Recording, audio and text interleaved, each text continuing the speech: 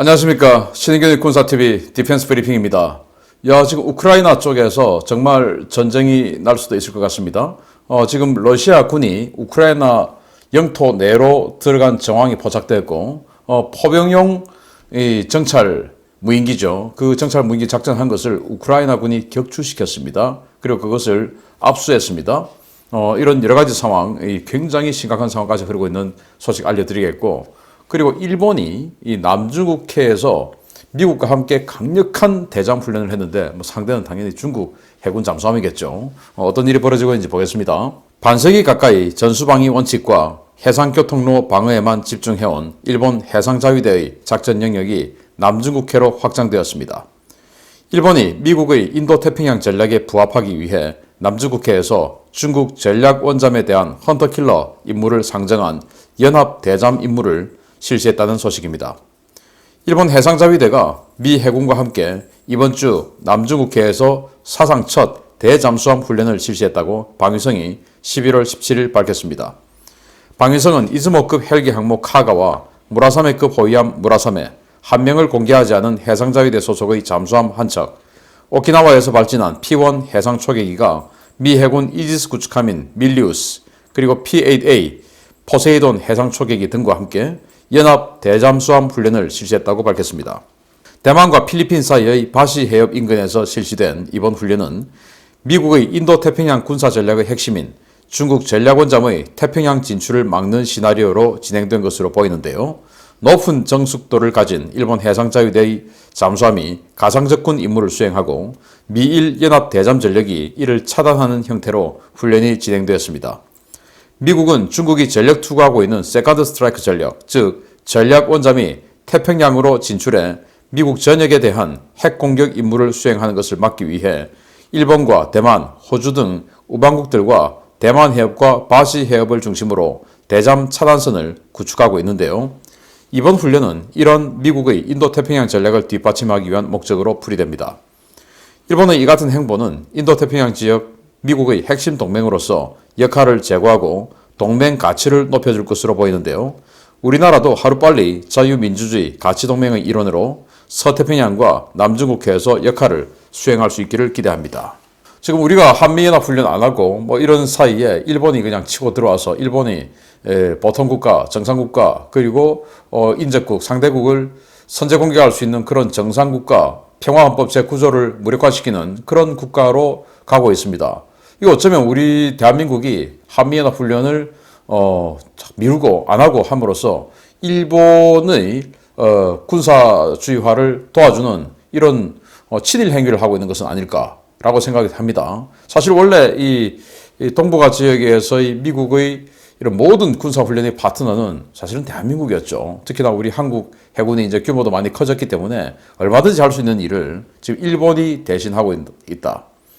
자, 이런 상황 보면서 우리가 반중전선에 들어간다 안 들어간다를 떠나서 이렇게 하면 당연히 이제 반중전선에 들어가는 것인데, 그걸 떠나서 일본의 군국주의화, 일본의 보통국가화를 우리가 오히려 더 도와주고 있는 그런 측면이 아니냐라는 반성을 해볼 필요가 있습니다. 그래서 다음 정부는 반드시 한미연합훈련을 재개하고, 그거 대규모 소규모 할 것 없이 다 한미연합훈련 재개하고, 그리고 이 중국에 대한 인도태평양 전략, 그리고 반중정선에 동참하는 것이 그게 자유민주주의 국가의 책무가 아니냐 생각이 되는데, 아무튼 이렇게 일본이 카가 헬기 항모, 이거 앞으로 정규 항모로 개장될 예정에 있죠. 이게 지금 인도양까지 가서 인도 해군, 호주 해군, 미국 해군하고 말라바르 훈련하고 남중국해에서 다시 필리핀 해군하고 연합 훈련하고, 그리고 다시 이제 필리핀 빼고 미국하고 지금 중국 전략원잠을 상대한 이 대잠 훈련을 하고 있는데, 중국 같은 경우는 지금 현재는 진급 전략원잠이 주력이죠. 그걸 지금 생산하고 있고, 그 다음에 단급 전략원잠을 만드는데, 진급 같은 경우는 쥐랑2 SLBM을 탑재하고 있습니다. 이 쥐랑2 같은 경우는 최대 사거리가 8,000km예요. 사정거리 8,000km다 보니까 미국을 때리려고 하면은 남중국해를 통과해서 태평양으로 나와야만이 미국을 때릴 수가 있는 것입니다. 물론 이제 단급으로 가면 여기는 G랑3 미사일이 탑재가 되고 G랑3 미사일은 12,000km 사정거리이기 때문에 그건 뭐 남중국해 내에서 바로 미국을 타격할 수 있기 때문에 더 이제 새로운 작전이 들어가야 되겠지만 지금 현재 중국의 전략 원점 전략으로는 태평양으로 나와야 된다. 그래서 현재는 미국은 이 제1도련선이라고 하죠. 이 규슈에서부터 대만까지 그리고 대만에서부터 필리핀 그리고 남중국해 전역 이렇게를 차단선으로 하고 거기에서 나오지만 못하게 하면 된다. 그래서 제일 큰 구멍이 이제 바시 해협, 즉 대만과 필리핀 사이의 큰 해협이 바시 해협인데 여기가 아주 깊고 넓죠. 그래서 이제 여기에서 대장 훈련을 하는 것이고 여기에 일본이 들어가서 연합 훈련을 해준다. 왜? 필리핀은 너무 약하니까. 그래서 이런 역할들을 우리 한국이 대신했으면 어땠을까? 앞으로 정말 그런 기대를 가져봅니다. 아무튼 일본이 이렇게 적극적으로 세계 군사 분야에 동참하고 있는 것에 대해서 뭐 자유민주주의 국가니까 그럴 수도 있겠다라고 생각되지만 우리는 일본과의 여러 가지 문제가 있기 때문에 불편한 마음은 어쩔 수가 없습니다. 한국이 빨리 해야 됩니다. 두 번째입니다. 러시아가 레드라인을 넘었습니다. 우크라이나 동부 접경 지역에 대규모로 집결해 언제든 침공 가능한 태세를 유지하고 있던 러시아가 우크라이나를 겨냥한 본격적인 군사작전에 들어갔다는 소식입니다. 전면전이 임박한 것 같습니다. 러시아가 우크라이나 동부 도네츠크 반군 지역에 정규군 병력을 투입하기 시작했으며 이미 최전선에서 우크라이나 영공으로 무인 정찰기를 날리고 있으며 11월 16일 우크라이나군이 우크라이나 영공에 들어온 러시아 무인 정찰기를 격추시켰다고 우크라이나 국방부가 현지 시각 11월 17일 밝혔습니다. 우크라이나 국방부는 야전 부대에서 러시아군 포병 표적 획득용으로 사용되는 올란-10 무인 정찰기를 격추했으며 현재 그 잔해를 확보해서 증거로 보관 중이다 라며 이 무인기가 우크라이나 영내로 들어온 것은 러시아 정규군이 이미 우크라이나 영토에 들어왔다는 증거다 라고 밝혔습니다. 러시아가 포병 표적 획득과 탄착군 수정을 위한 정찰용으로 사용하는 올란-10 무인기는 소형 차량으로 수송 가능한 접이식 사출기를 이용해 발사하고 낙하산으로 회수하는 15kg급의 소형 무인기인데요. 지상 관제소에서 최대 140km 거리까지 진출 가능하지만 통상 포병 대대급에 배치해 운용하므로 이 무인기가 우크라이나 영토 내에 떨어졌다는 것은 이 무인기를 운용하는 러시아 포병 부대가 수십 킬로미터 범위까지 우크라이나 영토 내로 들어왔다는 것을 의미합니다. 우크라이나 국방부는 야전에 배치된 드론 방어용 전자전 시스템을 이용해 드론의 통제권을 상실케 해서 온전히 드론을 포획했으며 돈바스 지역에는 이번에 포획된 드론뿐만 아니라 더 많은 러시아군 드론이 날아다니고 있다라고 밝혔는데요.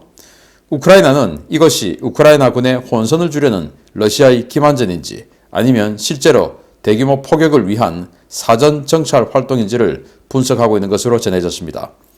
현재 러시아는 우크라이나 동북부 접경 지역에 10만여 명의 병력과 수천 대의 차량을 배치해놓고 언제든지 침공 가능한 태세를 유지하고 있는데요. 부디 푸틴이 잘못된 선택을 하지 않기를 기원해야 하겠습니다. 자, 러시아군이 동북부, 즉 그 쿠르스크 지역에다가 한 10만 명의 기갑부대를 집결시켜 놓고 있는데 이게 이제 성동격서죠. 지금 이 도네츠크 반군이 활동하고 있는 돈바스 지역은 남동부입니다. 그래서 동북부 지역에서 러시아군이 집결해 있으니까 우크라이나의 주력 부대도 그 러시아군의 침공을 막기 위해서 동북부 지역으로 관심을 두겠죠. 그러나 실제 지금 분쟁은 동남부 지역에 있는 돈바스 지역에서 벌어지고 있습니다. 도네츠크 반군이 돈바스 지역을 장악하고 여기를 독립하려고 하고 독립해서 러시아로 편입시키려고 하고 있기 때문에 그걸 이제 러시아가 뒤에서 사주하고 있고 그런데 순수하게 돈바스 지역에 있는 도네츠크 반군이 아니라 이거 지금 러시아 정규군이 들어와서 같이 합동작전하고 있는 것이다 라고 우크라이나는 주장하고 있고 러시아는 무슨 소리야 그 순수 민간인들인데 라고 지금 반박하고 있고 이런 상황에서 이 돈바스 지역에 러시아 포병 표적 획득 정찰기가 날아다니는 것을 우크라이나군이 제밍을 통해서 격추시켰다. 그런데 이게 그 돈바스 지역은 굉장히 넓은 지역인데 여기는 반군이 장악하고 있고 우크라이나 정규군은 여기 들어가지 못하고 있죠. 그런데 우크라이나 정규군 영역에서 이게 지금 떨어졌어요. 그 말은 이걸 운용하는 포병 부대가 이미 돈바스 지역에 들어와 있다.